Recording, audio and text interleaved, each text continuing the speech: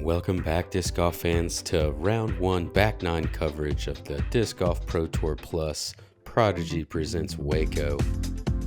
Excited to be out here. We saw some good birdies on the front, only one bogey, I believe, on the card, and get to watch these guys attack the back nine out here at the Beast.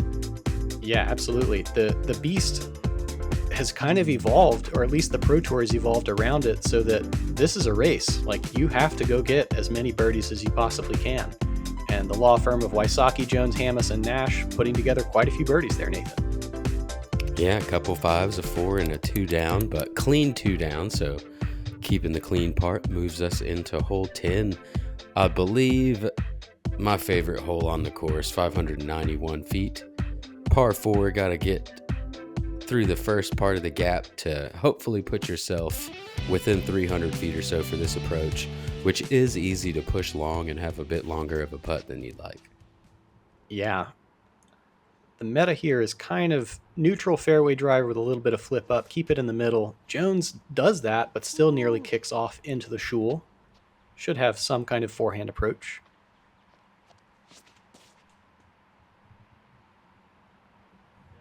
Yeah, Adam catching a little bit more drift to the right on his, going to miss those trees in the middle. Should set himself up pretty well for an approach shot. Wysocki, a little bit high, doesn't quite get the turn, but is going to settle just barely at the edge. Yeah, and pretty aggressive, a little bit farther than you typically see people trying to go on this one, so should have a pretty short approach shot as we see Zach again kind of drifting off to the right. Everything just kind of keeps tailing right on him. And is that our first look at Zach's forehand? It may be. Looked pretty smooth right there. Not our first look at Adam's forehand, and here is why. Measures the angle, measures the distance, and still does scoot long to about 18 feet or so. Yeah, not that he'll have any trouble there, but that is what I was talking about, able to scoot a little quickly past as we see some cameraman danger back there.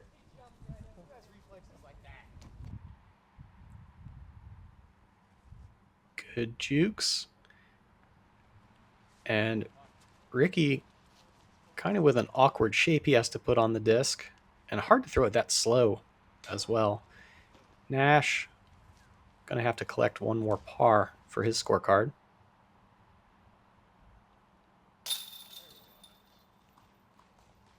Is KJ able to connect from at the bottom of the hill, has himself a turkey, moving to 6 down. Oh. Huh.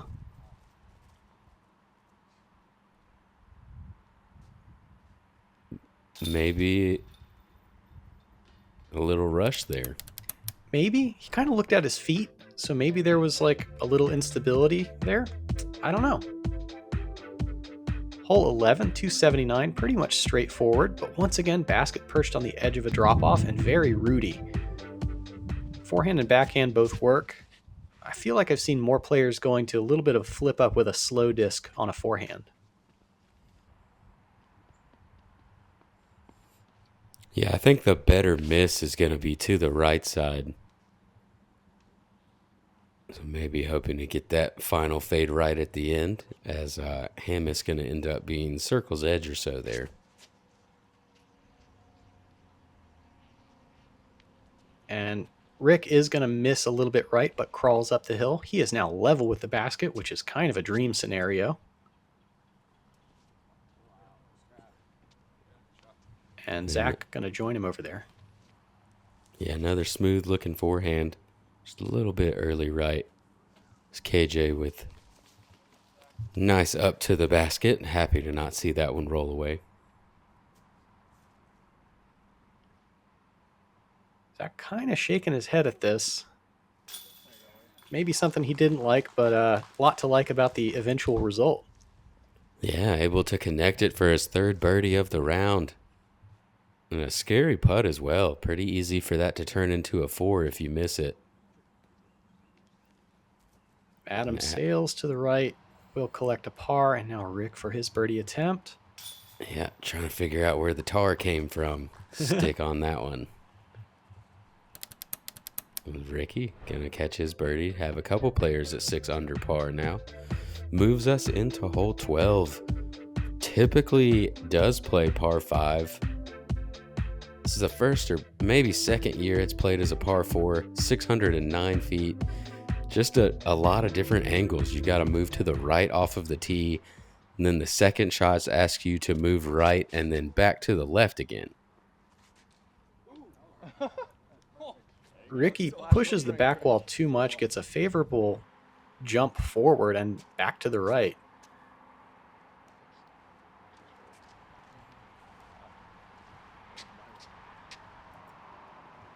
Another one of those touchy tee shots here where it's difficult to get to the correct landing zone. Easy to push long, as you've seen everybody do so far.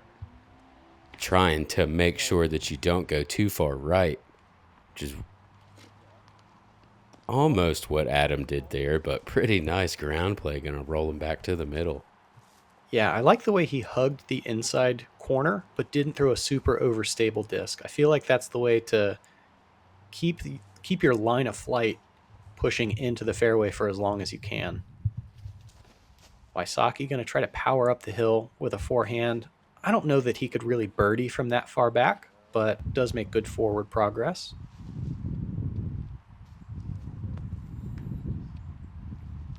Yeah, Zach also just trying to get up to the top of the hill, but catches early. KJ in some definite trouble of bogey here. And that'll all but seal the bogey at best. So he's going to have still some left to get up and down for that.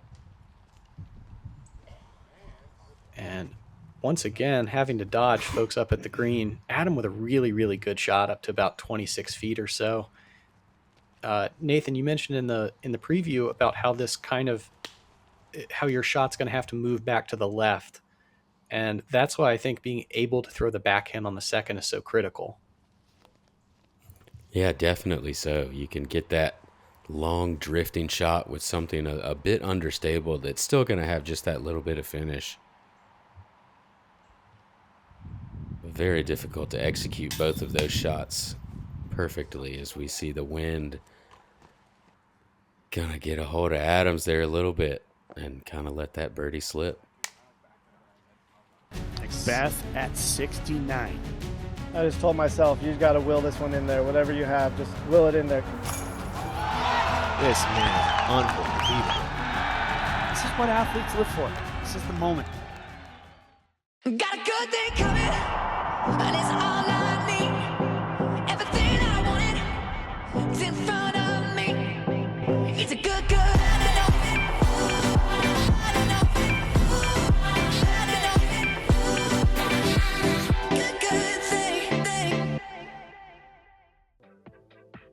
Hole 13, 555 par 4. There's a mandatory to avoid going to the left, or avoid the right side, pushes you to the left.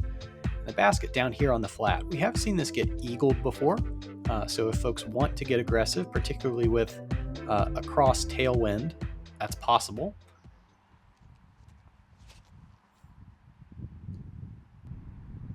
And this is how you would do that. Gonna catch some trees, puts him in the typical really good landing zone if you're not trying to go for eagle.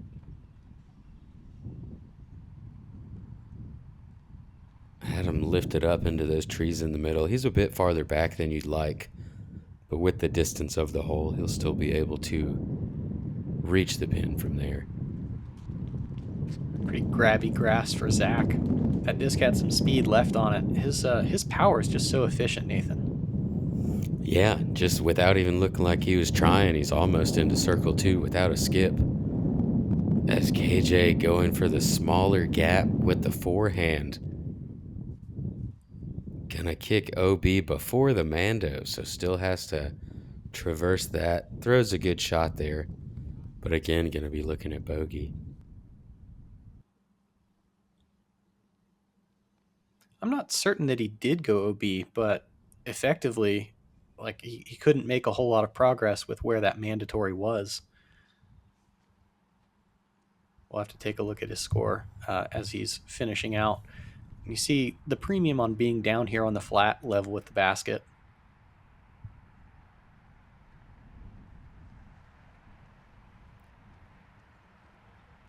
Oh, looks like he did stay in bounds and able to get up and down for that par there.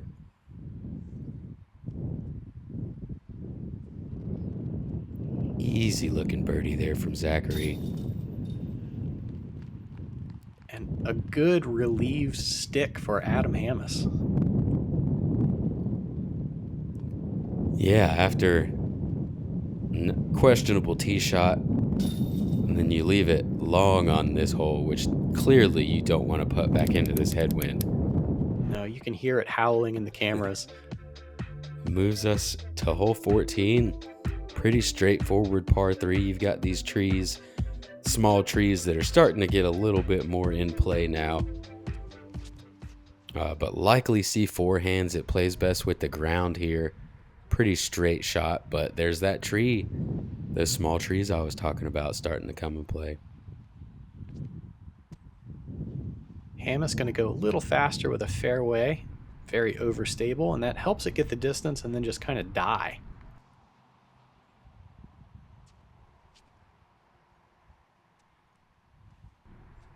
Another super smooth forehand there from Zachary. Catching that grabby grass, though. Looked like it had enough speed to get there. Going to end up just a little short. And Kevin going to go a little bit long. Wysocki with the long attempt, but can't really put enough air under it with the tailwind.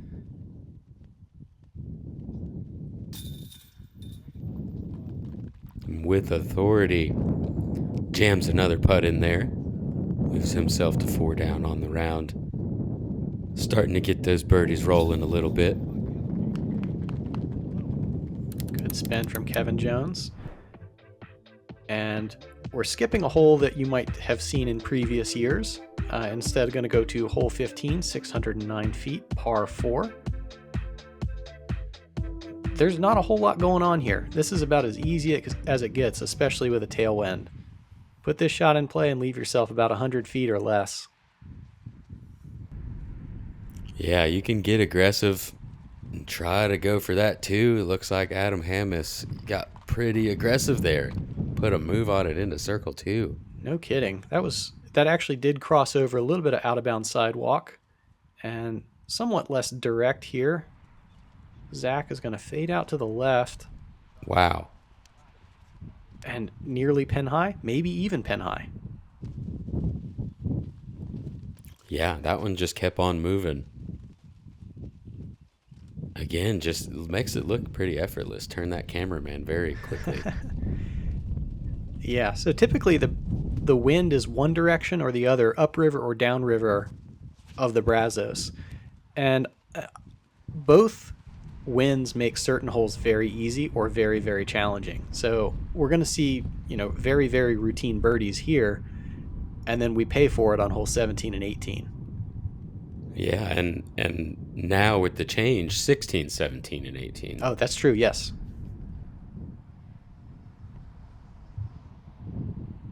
As we see just about the easiest layups for birdie that you're going to see on tour here.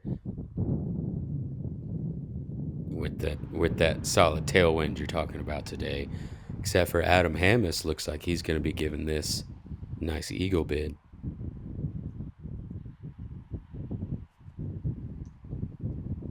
The tailwind said not today.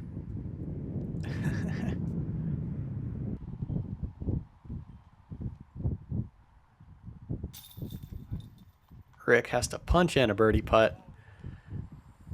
Got them diamonds.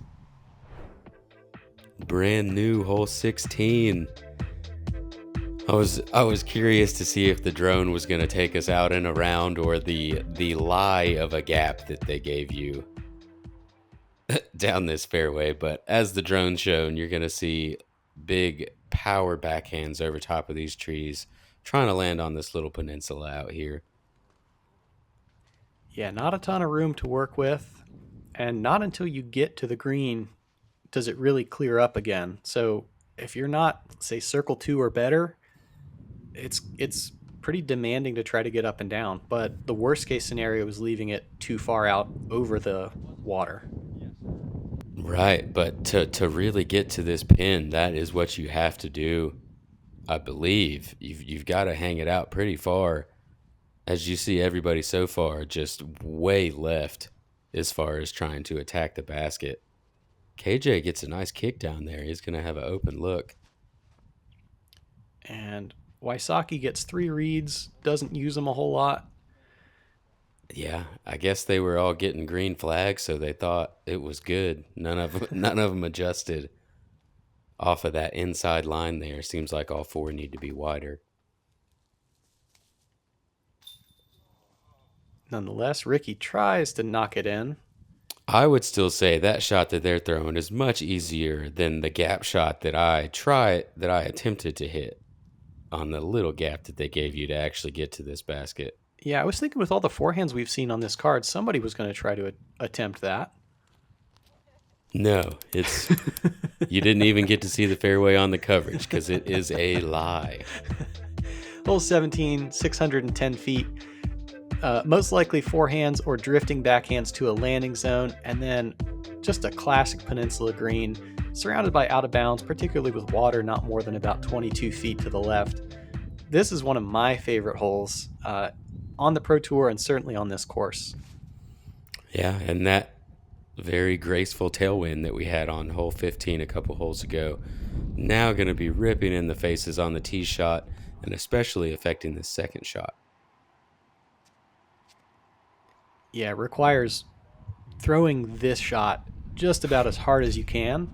And even with these guys' power, they're coming up at the corner and still flaring pretty far to the right.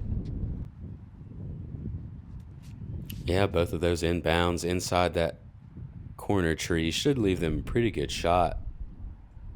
A little bit shorter there. We'll see if he has a funny angle or not. And oh boy, not enough speed and stability to get back in for Rick.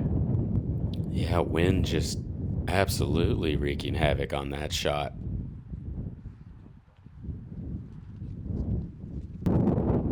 And that's just tough sledding. Now with a ripping left to right crosswind, everybody has to trust their disc out over the water or risk what Zach has done and send it too far right. He will have a putt for par, but further than you'd like to be.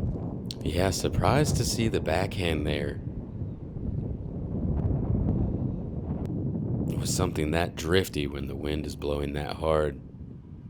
Yeah, no doubt. Just rely on your stability with the forehand, I think, is the way to go.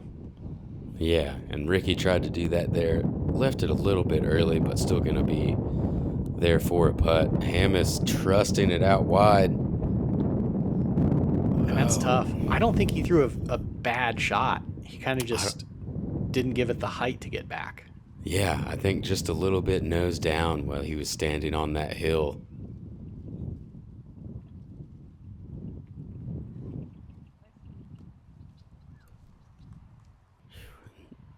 $17 showing a little bit of teeth here. Yeah, sometimes it feels pretty easy when you execute 2 shots in a row, but certainly the wind complicating matters for everybody here. And not too much a commitment there on that bogey putt. Difficult to do so. Kind of back into a headwind towards the water, and that shows you why. Ham is still having a little bit of sticky putt going on. Put a damper on his round there with the triple bogey. Even so, these scores not that bad. Collectively, hole 18, 468. What do you see, Nathan? Yeah, pretty difficult 458 foot water carry. I don't if the hole's 468, something like that. With that headwind throw your stable shot. You know, these guys have the power to get there. So I think if you've got the power, you don't want your disc to really flatten. That's when you get a chance to drift off to the right. Like you saw Zach do. KJ, is that in? He's thrown it long of the pin over there left side and going to be inbounds. Wysocki following Zach over here. And you notice that everybody's attacking the pin, even with the headwind. I think the idea is if you're going to go out of bounds, let's do it long and not have to throw the shot across the water again. And I like this one a little bit better from Adam. It never did get that turn. It never did move off to the right and get a chance to catch that drift, and he's going to absolutely pin it. Not much of a better way to bounce back after hole 17 than an easy birdie on 18.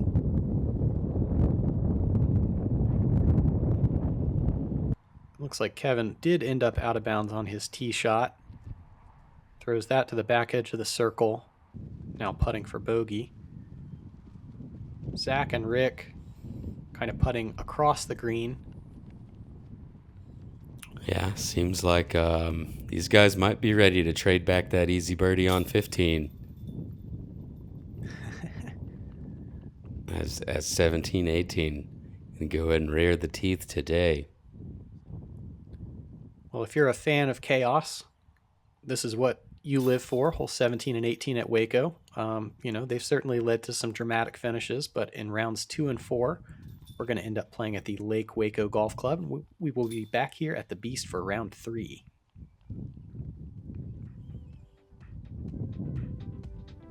Lots of color there to finish the round.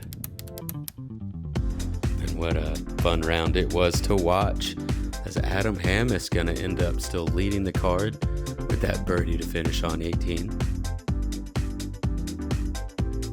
And we'll take a look at the leaderboard here. And it turns out that even with the windy conditions, double digits is what it takes to be on these top couple cards. But that means that in round 2, we're going to have some more great players to watch. Always like to see that, Nathan. Yes, indeed. And like you said, a brand new disc golf or ball golf course that we get to play some disc golf on. Thank you guys for joining us here for the Back Nine. For Andrew Fish, I'm Nathan Queen. We'll see you guys out there.